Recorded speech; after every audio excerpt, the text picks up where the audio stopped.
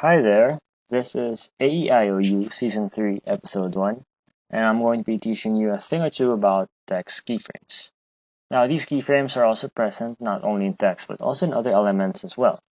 The effects I'll be teaching you in this tutorial is very effective in those kinetic typography videos that are so popular these days. So let's get started. First thing we have to do is create a composition.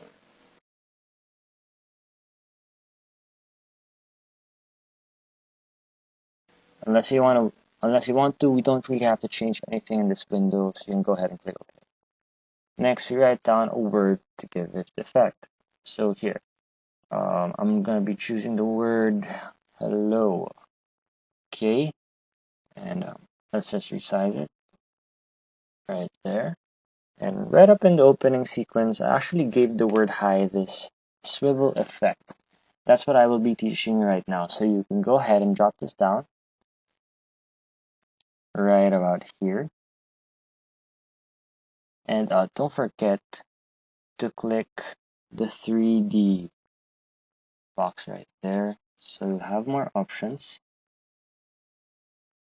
That means you'll have more options to play with. In this tutorial, we'll be focusing more on the transform set of keyframes. Okay, so we'll start with the X rotation. Go ahead and make a keyframe and then set it to a point where the word is not seen anymore. So around like this. Now then set the last keyframe and choose where the effect ends, setting the keyframe to 0. Like around over here. Now as you can see, the effect is just very simple. The word is kind of like rising up. It's okay, but we want to make that swivel effect.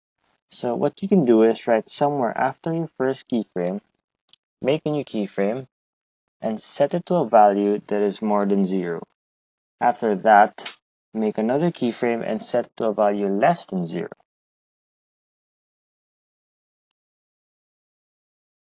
Okay, now let's make that keyframe with a value of less than 0. Let's just find that perfect angle right about there. Now the effect is completed. It's like the word is swiveling back and forth before it stands upright. Now this technique works on a lot of other effects. For example, we can move the anchor point right on the upper left hand corner,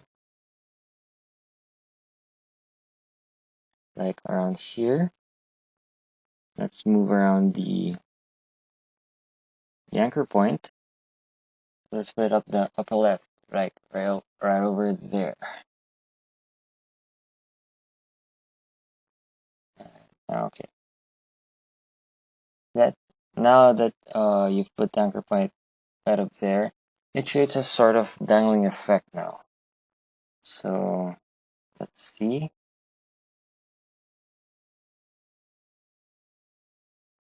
There you go. Still rendering. Just like that. Makes a dangling effect now.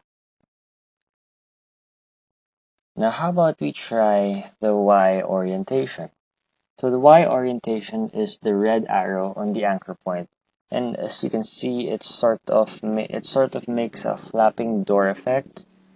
So if you use the same technique that we did with the X orientation of making two keyframes, one more than 0, and the other less than 0, we will achieve an effect that kind of looks like a flapping door effect, just like around this. We are there. Let's go back and right there. Makes this flapping effect. Now, one of the other effects I used in the opening sequence was sort of fading in and out of the logo. Opacity is pretty simple. So go ahead and make a keyframe for opacity. So I want it over here. And then leave the opacity to 100 and then choose where to place the ending keyframe and set that keyframe to 0. Now that you're done with that, it makes a simple fading out effect. If you want a fading in, just do the vice versa, where the first keyframe is 0 and the last keyframe is 100. Now let's try it with the scale keyframe. So we're going to be using the same process of using the technique.